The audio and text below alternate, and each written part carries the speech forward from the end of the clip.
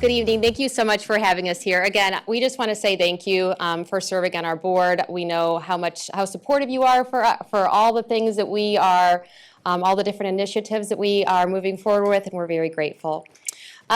So I have my administrative team here today, and our presenting tonight are Danielle Sherfy, one of our administrators, and Mr. Sean Danzy, one of our students, and they're going to tell you a little bit about our student voice and choice. When I first came to South Forsyth Middle and interviewing the students, I found that they really you do round robin interviews and you get to know, kind of get your finger on the pulse of what the students need. And the students were saying that although they loved South and they loved all the opportunities that were there, they were hungry for a little bit more voice in some of the decisions that were made. And of course, we can't let students have carte blanche decisions. That would be absolutely crazy, and we didn't want to have bedlam. And so we were very strategic in identifying ways that we could include student voice and choice in the major decisions that we made within the school. And so I'm going to hand it over to Ms. Sherfy, Ms. Danielle Sherfy, and she is going to present to you how we have been able to incorporate student voice into South Forsyth Middle. Hello. Thank you for inviting us to present something that we are very proud of at South Forsyth Middle, and that is connecting through student voice. So before we share all the avenues that we have developed over the course of the last couple of years of a student voice, I wanted to share a little background of how we got there. In the 2021 school year, we actually attended a professional learning opportunity from the county with Ken Williams. He is a well-known educational leader, but also an author, and specializes in school climate and culture. When we were in this meeting, he discussed with us the difference between being a school and becoming the school. And one of those, or three of those things were three important questions that you needed to ask your whole community. So one question was, what do we want school to provide our children? The second question was, what do we want school to provide other people's children?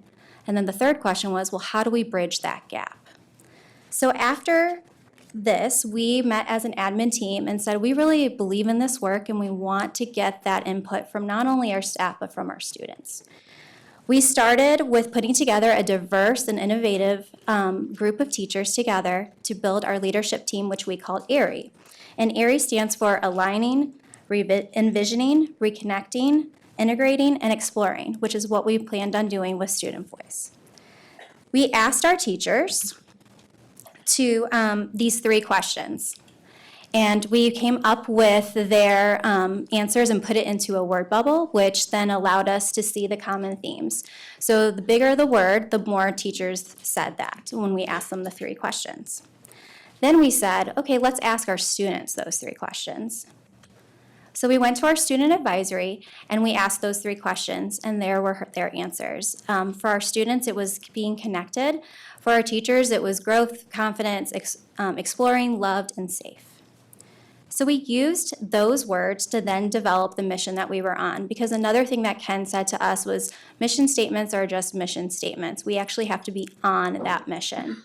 So we went forward with South Forsyth Middle School is on a mission to provide quality learning for all students to grow in a connected, supported environment. And this is our mission that we are constantly on. Whenever we do something different at the school or we're reevaluating, we come back to this and make sure that that's falling in line with what we want for our students. Even though this is exactly what we want for all of our students, we knew that this was a big task and we wanted to chunk it off. And we know that starting with connection is the best place to start. If a student's not feeling connected to the building, then everything else is a little bit harder to attain. So we focused our efforts on how we can get connected by building connection through voice or having a sense of belonging and pride in our school.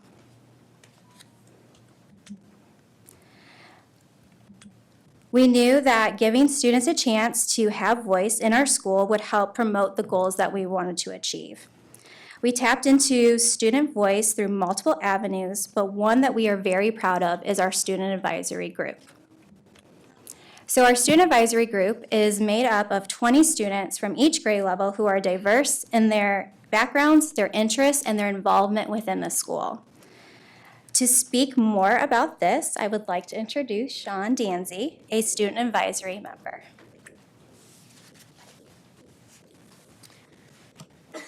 Hello, my name is Sean, and I'm a current 7th grade student at Forsyth Middle School. I'm excited to discuss with the board why student advisory is an important part of our school. During a typical student advisory meeting, we come into the media center classroom and sit with other members in a circle. During this time, we eat pizza and discuss current school topics as well as give feedback on elements of Forsyth Middle School. Some examples of topics that we help solve are dismissal procedures, timing for Friday Academy, and flex/equal time choice. Student advisory meetings allow a variety of students from each grade level to discuss possible solutions for improving the school culture and environment. Being a part of student advisory helps me feel like I'm continuing to make South a great place to be for all students and teachers. This group has helped provide a connection between the school and students by allowing our voices to be heard. Thank you. Thank you.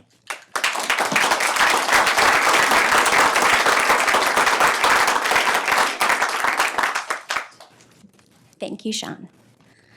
On this slide, you will see some school topics that have been discussed during these meetings. Many of these items, like transitions between arrival and dismissal, lunchroom procedures, and student and staff recognition, have been items that we've been able to discuss, get feedback from students, and then make immediate changes to. Other items we were getting feedback on, and we're making plans for the next year with student voice involved. Student advisory isn't the only way that we are promoting connection. We intertwine student voice and connection through lots of different options. One of those is Sources of Strength, where we are actually training our students to be peer leaders in the building, and they are going to lead the work that we will start next year with our PBIS program. We have our DECA and FBLA students help run our student store. We conduct empathy interviews twice a year to just check in with students and see how things are going and get feedback from them. Finally, we want to share and leave you with this video to show you all the wonderful ways that we are promoting connection at South Forsyth Middle School.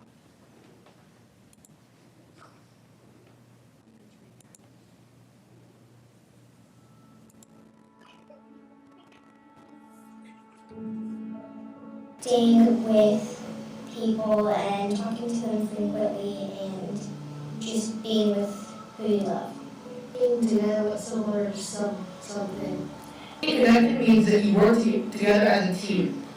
Being connected means what it means to me is being able to trust one another and being able to know one another and have friendships and being able to rely on another person and then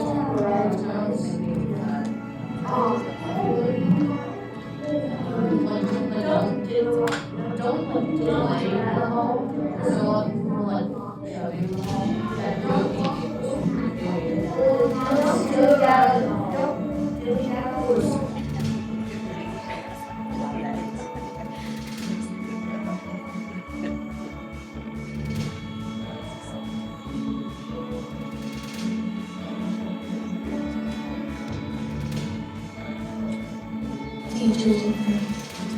My teachers, my classes, and my friends. Fantastic. The teachers, I get along, I love my teachers, and just what we do here at South Middle, kids, I love them all.